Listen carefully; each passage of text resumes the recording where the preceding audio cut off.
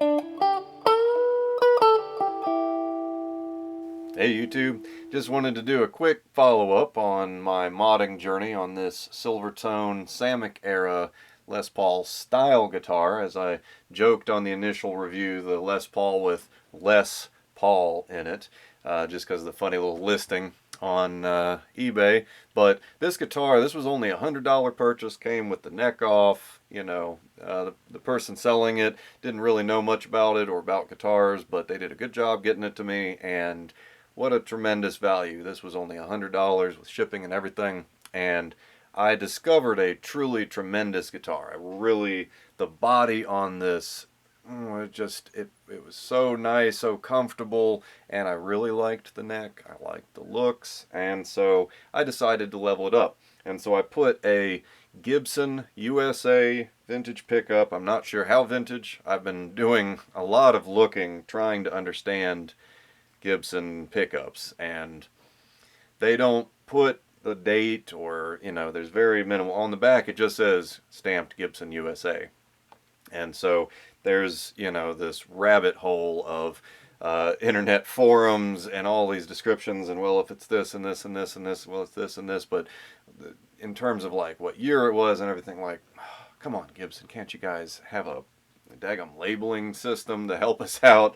But they don't. All I know is that it was a Gibson USA pickup, came out of a 90s PV Predator that I pulled it out of, that it was very poorly spliced into and just didn't go with the guitar. Pulled it out and I was like, I'm going to keep this for a special guitar. Well, I said this $100 Silvertone is a special guitar. I put that Gibson in there, and then I've got a very hot, high output humbucker that I pulled out of a bucket of humbuckers that I had accrued, and specifically this lot had come out of like shredder metal end guitars, Ibanez, Jackson, that sort of thing. And I'm not sure what exactly it is because it's not stamped, but it measured very high, 16.2, and I thought it was a great combination. You got this very classic vintage Gibson and then this very high output, and so the tones that I got out of this, and you can check out my follow-up, and it's got before and after, like side by side. Here's what it sounded like with the stock pickups, and here's what it sounds like using these upgraded pickups. And oh man, now it was not only comfortable and playable and stylish, but also it sounded just fantastic. Not good, but great. And I'm like, man, I'm going to keep leveling this up. So next level up is I custom cut this pickguard. And you can see I used a 3-ply black, white, black Oreo, and I cut it so it goes all the way over so that it is in line with the neck.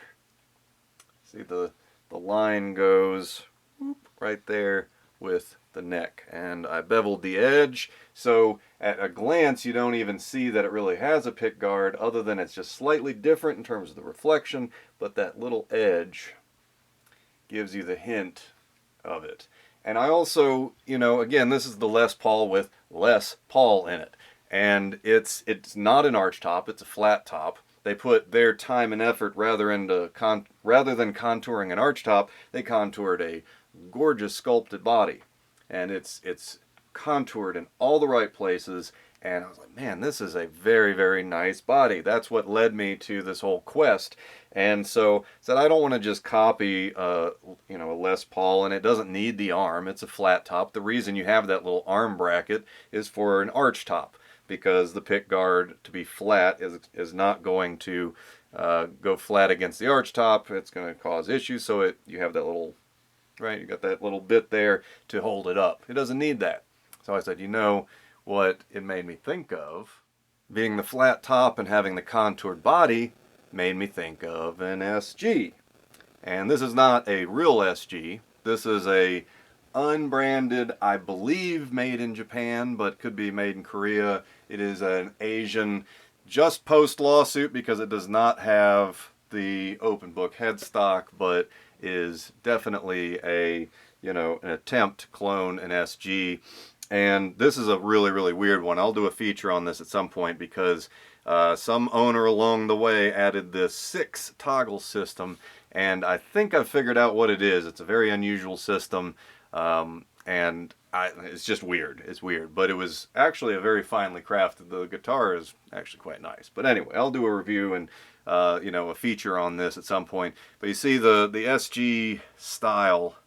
I said, you know, without just getting an SG thing, I said, you know, it's got to contour to this body, but I like the styling of the SG, so I cut this guy. See there?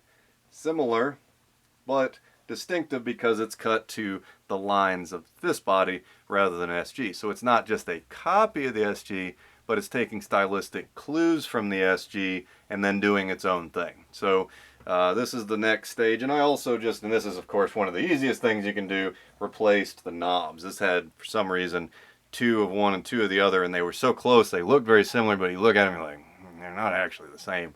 So, and it, whatever, these are nice set that came off of Vox Bobcat, and you know, a nice thing also when you mod something, you can keep the parts you take off. And so these are knobs that I took off of a nice guitar, and I put true aluminum knobs on it, stepping into that Art Deco kind of, you know, aesthetic. But I liked the silver, you know, it's got that kind of, I don't know, 70s vibe to it, which I really love the way this thing's pulling together. So what do you guys think of my custom cut pick guard? You know, I was trying to figure out what to do. Do I want to like drastically change the aesthetic? And the community was like, no, keep it black. You know, I think that's right. I'm not always for black guitars. That's not usually what I lean towards. But this one being the black metallic, and really the body's in remarkably good shape. This is not seeing a lot of play. So, you know, I'm going to go with the black and do like the subtle aesthetic upgrade. I really wanted a pick guard on it, but I didn't want to just copy Les Paul. So took some Les Paul, took some SG, kind of mixed them together and cut my own. So the way that I do custom pick guards is I just get a big blank. In this case, this is a Fleor. I've gotten a few of their things before, and they're a good budget market, you know, guitar accessories maker. And this is a huge blank that I got for, I want to say about $12.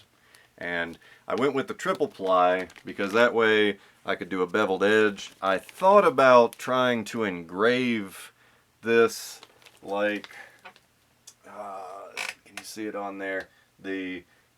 Check out my reviews on this Duosonic, Fender Duosonic, and it has this Deco Boom Art Deco beautiful engraved pickguard that allows the middle layer, the white layer, to come through.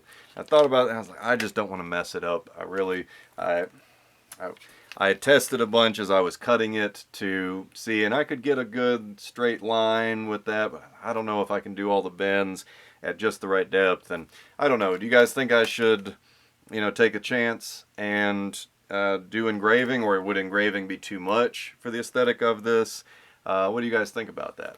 But generally the way that I cut these is using a Dremel, and I've got the Dremel with the long neck where you have the small head that you can hold on to, and I use a big cutting wheel, and you know, I draw out first. You know, as you can see here, like I took a chunk and then figured out exactly the pattern and measured everything out, and you always measure multiple times. Measure, you know, the old saying is measure twice, cut once. I usually like to measure at least 3 times just to be sure. When you're dealing with these exact things, you know, a tiny bit off can make a huge difference. And it's not perfect. This corner here gave me a little trouble, and I'm not fully satisfied. You can see just a little ding. Just not quite perfect, but overall I'm very pleased with it. And so you cut first at a 90-degree angle, then you can bevel the edge using a grinder bit, some sort of a sanding bit, right? And there's multiple options for that, but use the sander bit to get the edge on it, and then a polishing bit, like one of these. These are excellent because they're abrasive, but they're not, you know, full sandpaper. They're not cutting near as fast, and they polish really, really well. And so that way I can run my finger all the way around and it's nice and smooth. And so a good rule is to slightly over cut, not in terms of these fine 90 degrees and everything, but when you're doing the contour, you want to kind of come out a little bit further than you intend, because you can always drive it back. You can always cut a little bit more, but you can't cut less, right? You're out of luck at that point. And so, you know, and this is not CNC. It's not a computer manufactured product. This is a hand cut product, so it is not perfect, but I stand by. I think, you know, I think it turned out really nice. And what do you guys think of it? Do you like the aesthetic? Do you think I made a good choice on the cutting and the angles and so forth? What do you think? I love to hear back your comments. Really enjoy the community. So one of the things I'm doing with my channel is doing gear giveaways. And right now we're doing a guitar giveaway for Christmas. The drawing will be held on December 24th, 2024. If you haven't already, head over there and get signed up for that. Free to enter, just subscribe and comment on that video. But one of the other things, so the reason I want to give gear away is I've got so much of it. For me, a lot of the thrill is in the hunt, so to speak, that I enjoy getting the gear. I enjoy looking at it, reviewing it, and getting my hands on it and saying, well, this is like this, but it's different than this. All of that is thrilling to me. But I am not a collector in the sense that I don't have the feeling like I need to have everything. Like, it's all mine, you know, my precious. I'm not that guy. And I was previously collecting gear to sell on Reverb, and I pulled back from that, which, you know, and I've still got a store on there, but I'm not as active in that because it's just not my strength. My strength is doing this stuff, I think. The reviews and the, you know, the modding and all of this stuff. And so I've got this huge pile of gear, and so my plan is that I'm going to be giving it away to y'all, my loyal viewers. And so in addition to the big gear giveaways, I'm going to do little gear giveaways, starting with this one. This is an AI iTone auto filter wah pedal, and it's a, you know, good little pedal. I'm not like big into pedals. I have a bunch, and I used to, you know, enjoy crafting sound and stuff with them, but for my reviews I don't use pedals, obviously, because you're trying to mostly get clean sounds and then just add a distortion. So I've got a really great drive pedal that I can add that distortion, gain, boost, but otherwise the only major distinctions I use are on my modeling amp, my Mustang modeling amp. So I've got a bunch of pedals, and I enjoy getting them to like learn, oh, this is what this one does. This is the difference. If you use a compressor, this is the sound. If you use a chorus, this is the sound difference. And so I've got all these different pedals. This is one of the pedals that I got purely to just see what's it like. You know, I do not use wah. It doesn't come up much in worship music and so forth. But I thought it's neat, and it is. It's a very good, neat pedal. I kind of struggled with it personally just because it's not my thing. But I thought it was really cool, and it made some good sounds, and it just, you know, it's not something I wanted to lean into, but it's really cool. And if somebody is interested in this in my community, the first person to comment and say, please send me that pedal, I will send you this pedal for free. Just we'll follow up. I'll get your info and I'll shoot it off to you. Might even get there before Christmas, depending on the mail season. But first person to comment gets this pedal. So the question I would leave you all with is, should I keep going? Is there more to do on this guitar? I mean, it's really playing super well. I love the tones that I get out of it, and it's so comfortable to play. The next thing I'm thinking about doing is maybe replacing the tuners. I just haven't decided. So what do y'all think? Do you think that I should keep it like it is, or should I do some more replacement? You know, there's nothing that needs replacing at this point, but I'm always open to ideas. So what do y'all think? And as always, thank you for watching. If you haven't already, subscribe, like. Love to hear from y'all, and you have a wonderful day.